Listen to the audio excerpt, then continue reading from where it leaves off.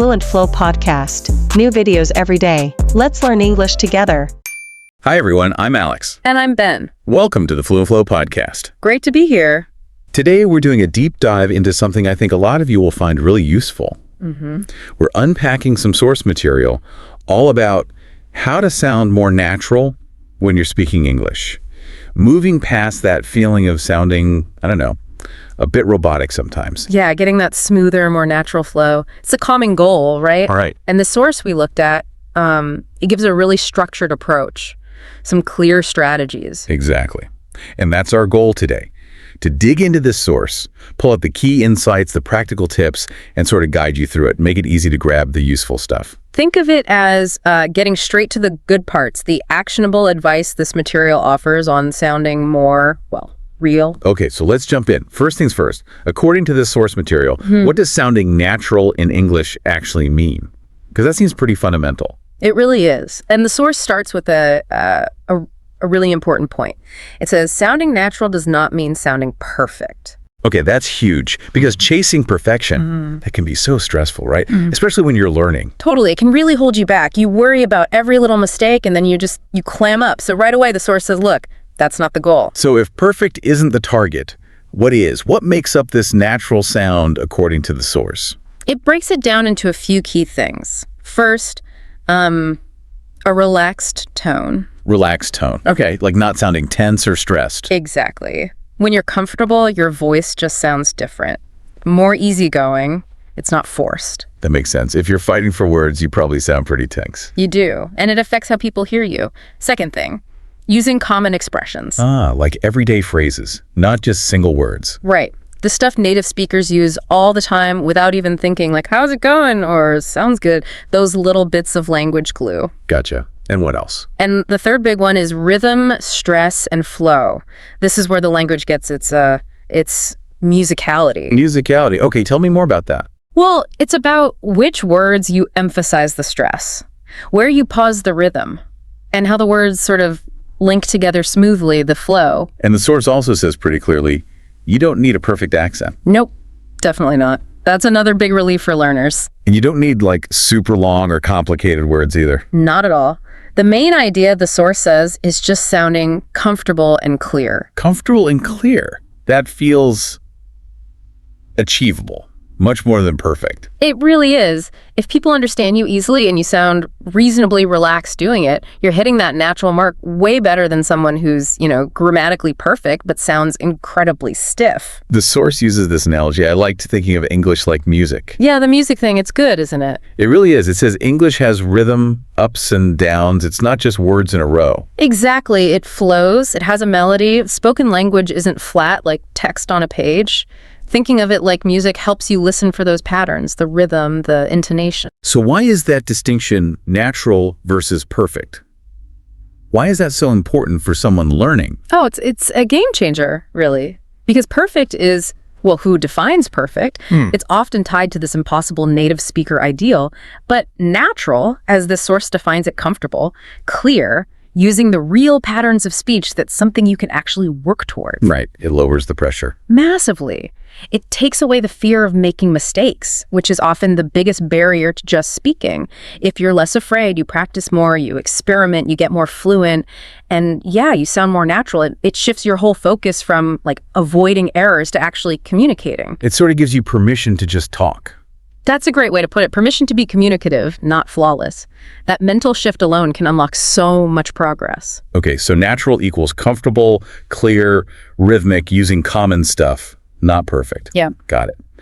Where does the source take us next? Right, so building on that, it immediately flags something it calls a big mistake that beginners often make. A big mistake. Okay, what should we avoid? Speaking one word at a time. You know that really hesitant, choppy delivery? Oh, yeah. I can hear it in my head. Yeah. The source example is, I want to learn English. Very disconnected. Exactly, disconnected. And the source says the goal is the opposite. Using connected speech. This is absolutely fundamental to how English actually actually sounds when people talk naturally. Words flow together. Connected speech, right? Like the example they give, I want to learn English. Perfect. That wanna is a classic example. Want and to just blend together. The sounds actually change. So it's not just speaking faster, it's about how the words link up. Precisely. Sounds link, sometimes sounds disappear, sometimes they change form. It happens all the time in natural speech. The source highlights a few really common ones, these reduced forms that you absolutely need to know. Okay, like what? Well, gonna for going to, you hear that everywhere, right? All the time, yeah. And wanna for want to, like we just said. Let me for let me. May think, yeah. And dunno for don't know. Okay. These are super common. They are. And the source really pushes you to practice them. It says repeat them out loud. Try the example phrases. I'm gonna go now. I'm gonna go now. Do you want to practice with me? Do you want to practice with me? Yeah, it feels different saying it. Let me think. Let me think, okay. And the reason this is so important, the source emphasizes, is because this connected speech, well, it's how natives talk. It's not some optional extra. It's baked into the language's rhythm. So if you only learn the super clear pronunciation of each word separately, like from a dictionary, you'll struggle to understand native speakers when they talk at a normal pace, because they'll be using wanna and gonna, and you won't sound very natural yourself if you're always saying want to, going to. Right.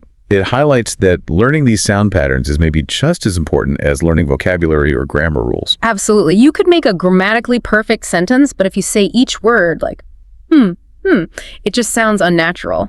Compare that to someone using connected speech, even with a simpler sentence. The flow makes a huge difference. It really shows that spoken English has its own kind of rules, or at least strong tendencies, that are different from written English. Right. Why does that happen? Is it just laziness or speed? Well, the source doesn't go deep into the linguistics, but basically it's about efficiency. It's physically easier for your mouth to smoothly transition between sounds than to stop and start for every single word. Think about it, it takes less effort. Like taking the path of least resistance for your tongue. Sort of, yeah. It allows for a smoother, often faster delivery. For you as a learner, just knowing these patterns exist and actually practicing them, saying wanna, gonna, let me is key. It helps you understand others better, and it helps you sound more fluid yourself. It bridges the gap between maybe classroom English and real-world English. Exactly that. It takes deliberate practice, training your ear to hear it and your mouth to do it. Okay, so connected speech is vital. Moving beyond single words, what's the next pillar in this source's advice? The next point is also super critical. It argues that to speak naturally, you absolutely must listen to natural English a lot.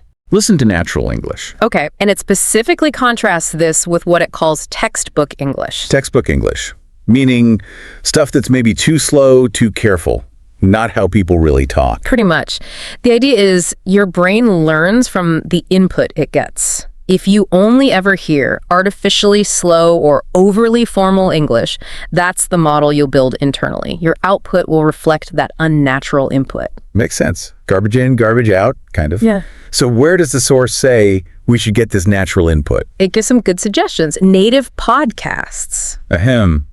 Like this one, maybe? Could be. Yeah. English vloggers, people just talking naturally on video, and movies or series with real conversations. So basically stuff made for native speakers, or that captures how people genuinely interact. Exactly. Where the language isn't necessarily simplified for learners, but, and this is key, the source says just having it on in the background isn't enough. You have to listen actively. Actively. Okay, so not just passive listening. What does active listening involve, according to the source? It gives a few specific techniques. First, copying phrases you hear.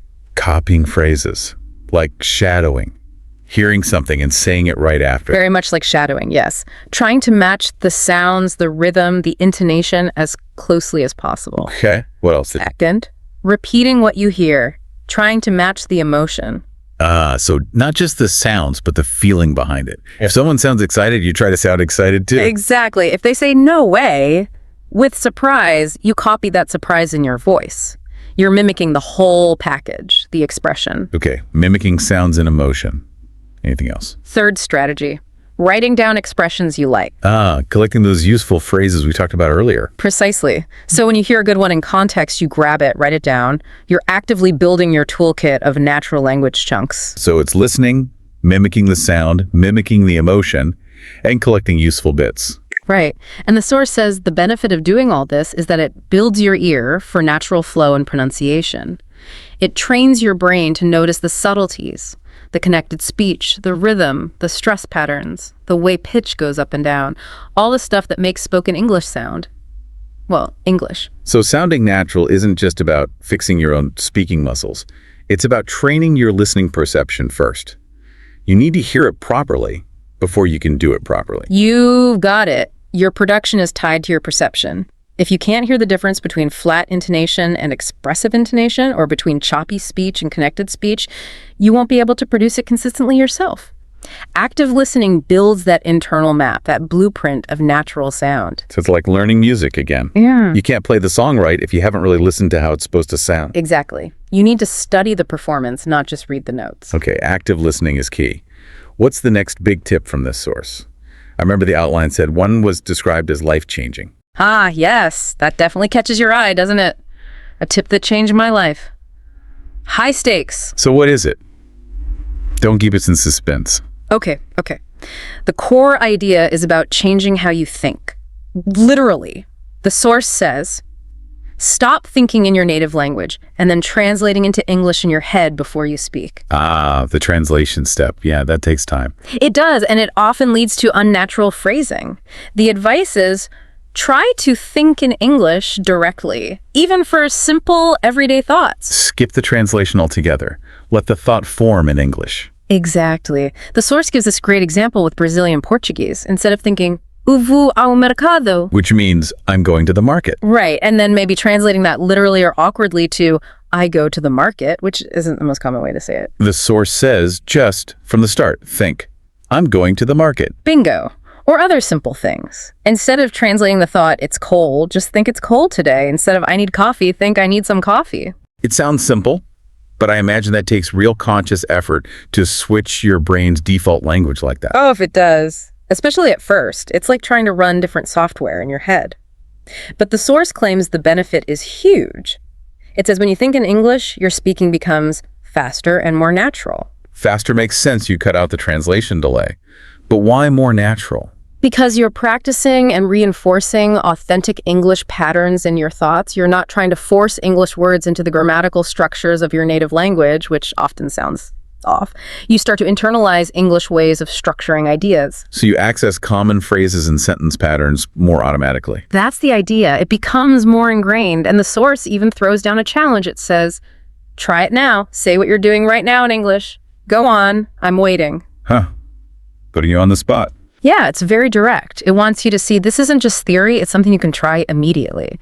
The source presents this as a really deep change, affecting fluency more profoundly than just learning lists of words. It's about rewiring the process.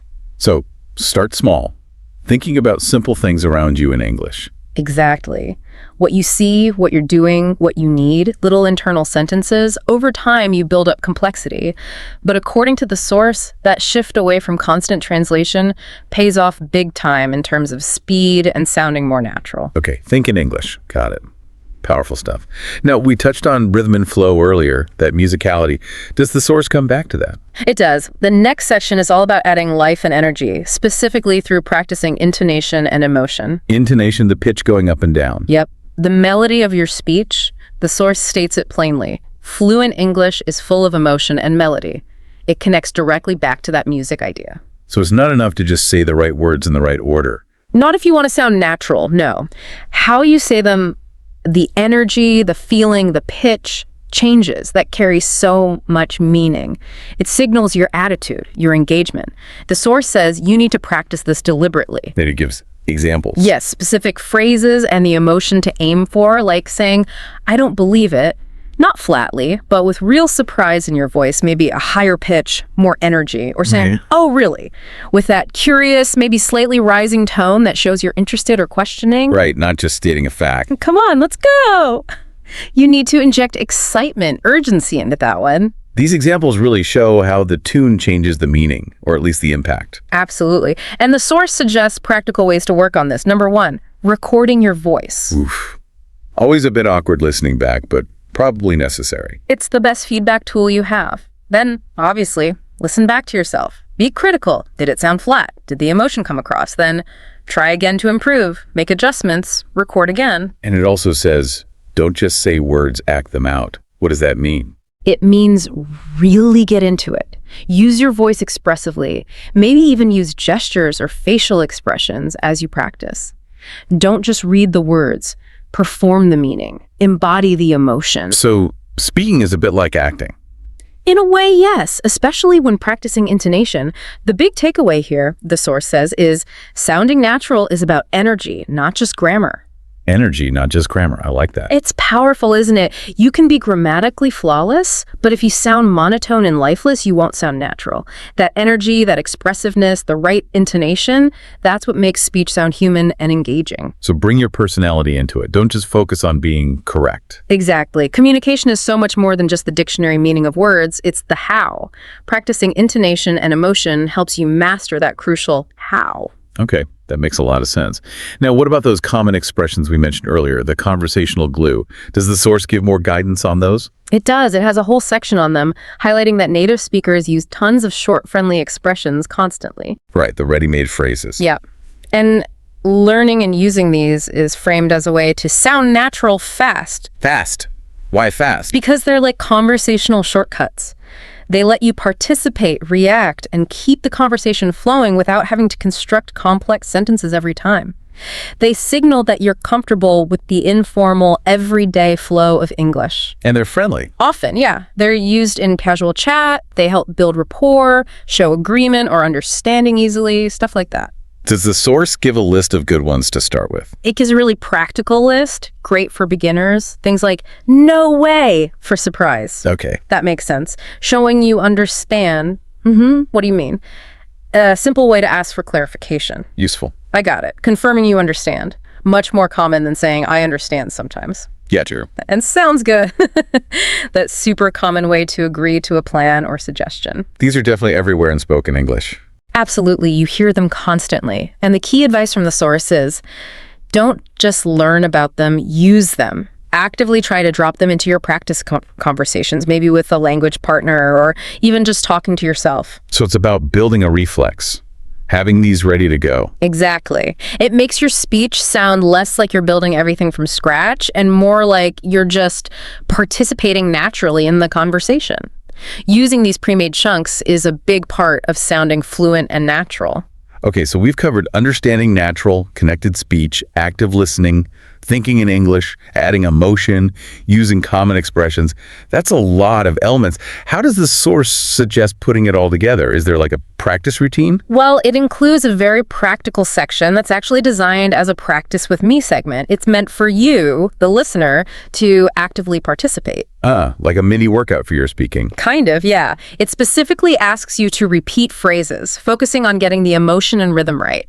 It ties together several of the ideas we've discussed. Okay, so what does this practice look like? It gives you some common conversational phrases. First, it presents them at a sort of regular, maybe slightly careful pace. Then it gives faster, more natural versions that use connected speech. All right, let's hear the regular ones first. Okay, the source gives these. Hey, how's it going? Okay. I'm doing pretty good. Right. You want to grab coffee later? Standard. Sounds like a plan. Got it. Pretty clear. Standard pronunciation. Now, what about the faster, more natural versions? Right. Listen to the difference. Hey, how's it going? Going. Drop G. Okay. Doing pretty good. Drop the M and the G. Doing pretty good. Want to grab coffee? Wanna? And drop the later even. More direct. Want to grab coffee? Finally, sounds good. Shortening sounds like a plan. To the super common, sounds good.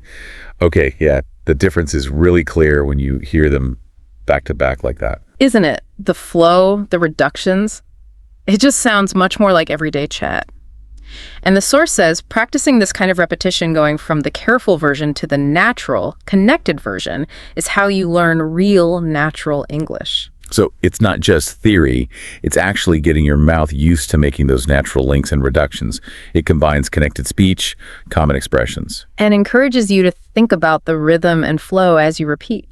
It's a very concrete application of the earlier principles. It's moving from knowing about it to actually doing it, training the muscles and the ear together. So that practice section seems like a really key part of the source's whole approach. It's the how-to. Definitely. It's where the rubber meets the road, so to speak.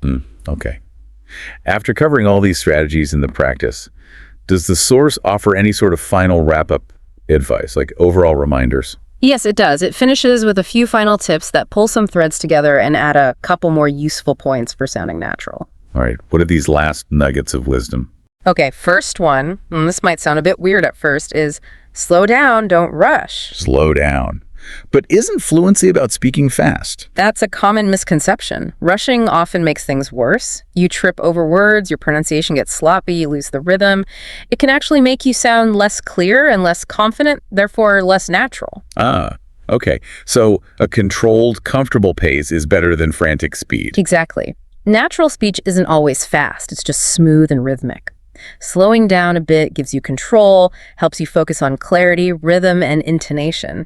That sounds more natural than rushing and stumbling. Good point. Clarity over speed. What's next? Next tip reinforces something we already covered. Use contractions. It gives the most basic example. It's I'm not, I am. Consistently using contractions like don't. It's where is such a fundamental part of spoken English flow. It's an easy win. Definitely contributes to that connected sound. Absolutely. Third tip is about mindset again. Don't worry about mistakes, focus on connection. Back to the natural, not perfect idea. Right. The main goal is communicating, connecting with the person you're talking to, getting your message across comfortably. If you're constantly stopping yourself or stressing about tiny errors, it breaks the flow, adds tension, and makes you sound much less natural. That's such important advice, especially for learners who might be really self-conscious. Let go of the mistake fear. Yeah, see mistakes as just bumps in the road, not roadblocks. Focus on keeping the conversation going, on being understood. And the final tip adds a physical element.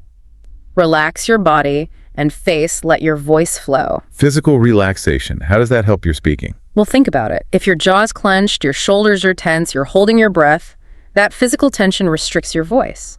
You might sound strained, tight. Being physically relaxed allows for easier breathing, smoother vocal cord vibration. It helps produce that relaxed tone and natural flow we talked about right at the beginning. I never really thought about it like that, but it makes sense. Your body affects your voice. It really does. It's all connected. And tied into all this, the source also stresses that confidence is key. Confidence, yeah. When you feel more confident, maybe because you're using connected speech better, you're less worried about errors, you're more relaxed physically, your voice naturally sounds stronger, clearer, more fluent.